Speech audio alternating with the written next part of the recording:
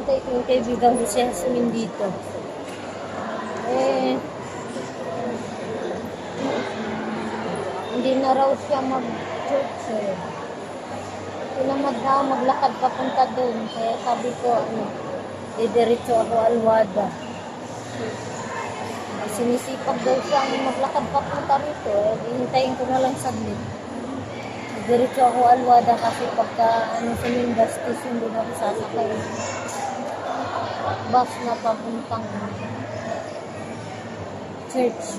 Bus 25. Sana hindi ako mahuli. So, nandito ako nakatambay. Andito sa tindahan ng mga stock toy ng mga bata. Para pag-akyat sa elevator. Hindi ko alam kung sa baba kami magkita ni Hasmel. Maya siguro bababa ako para pagdating niya dun sa ground kita ko siya agad. Kasi kailangan kong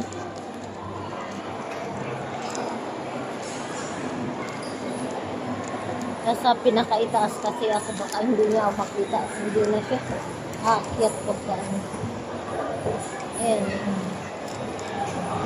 Yan, nakabili na akong sapatos kaso lang kulay dirty white. Sapatos na bili ko. Hindi na ako bibili ng bagong damit.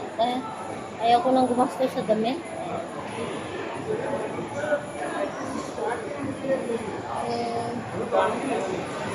Sapatos nga 90 na rin ito kaya kailangan ko.